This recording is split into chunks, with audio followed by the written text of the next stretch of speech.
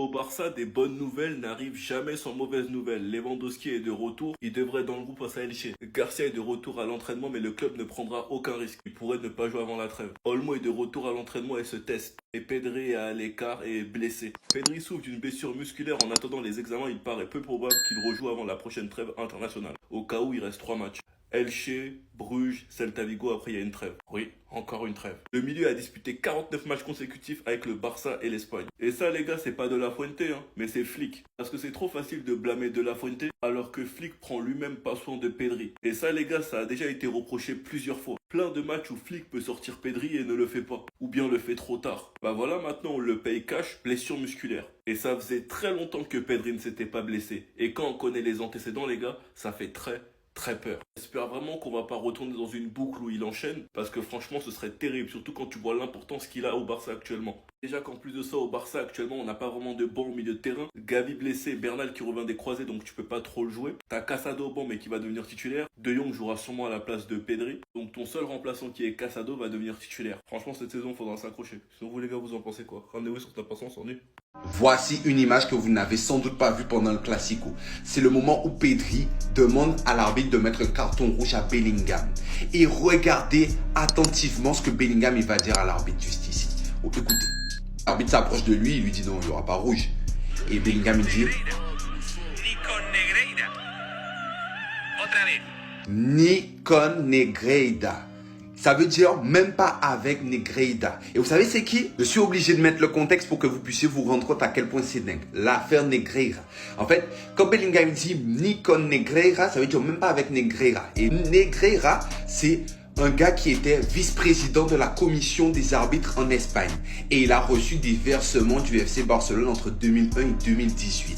Vous vous rendez compte de la dinguerie? Donc Bellingham, il se moque de Pedri et il dit même à l'arbitre qu'il n'y aura pas rouge, même si c'était Negreira. Même si c'était Negreira, l'arbitre que le FC Barcelone a payé, il n'y a pas rouge. Et je suis d'accord avec lui. Il n'y a pas rouge, puisque à vitesse réelle, Bellingham, il court sur le ballon. Vous voyez, il a l'attention sur le ballon. Son corps, il est normal. Il ne fait pas de geste vers le coude. C'est Pedri qui lui rentre dessus. Malheureusement, Pedri, il a goûté au biscotto de Bellingham et il s'est retrouvé au sol parce qu'il a eu une tape à la jugulaire.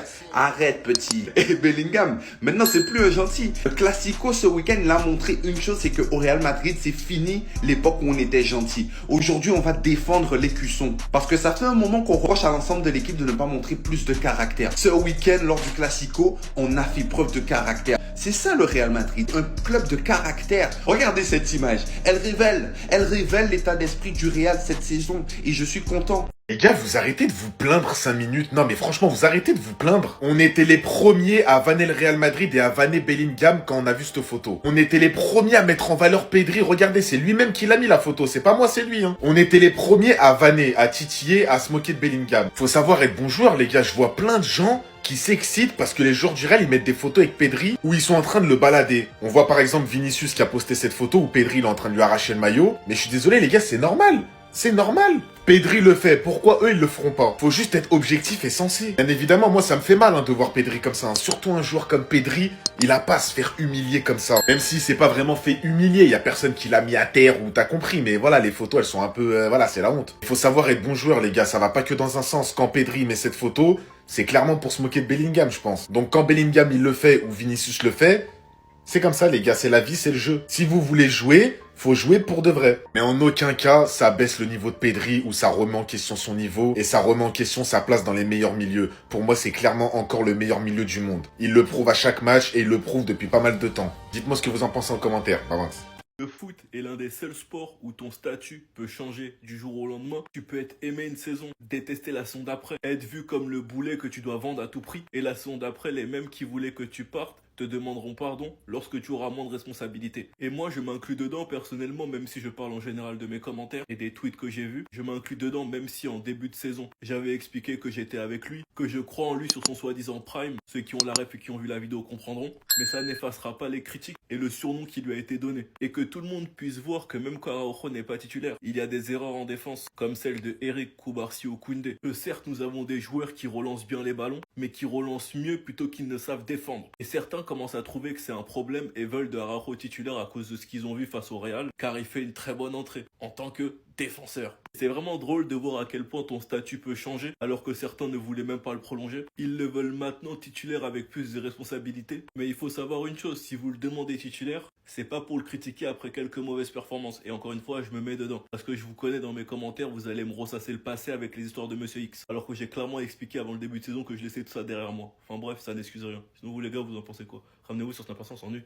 Actuellement, les deux joueurs les plus décisifs au Barça sont Rashford et Fermin Lopez. Rashford qui est le joueur le plus décisif, 11 de goal assist avec 5 buts, 6 passes D. Il a fait un très bon mois de septembre où Rashford et Pedri étaient les joueurs les plus importants. Il avait la lourde responsabilité de remplacer des cadres comme Rafinha, Lamine ou bien même Lewandowski. En tout cas, pour l'instant, il fait un bon début de saison en se montrant décisif dans tous les gros matchs du Barça.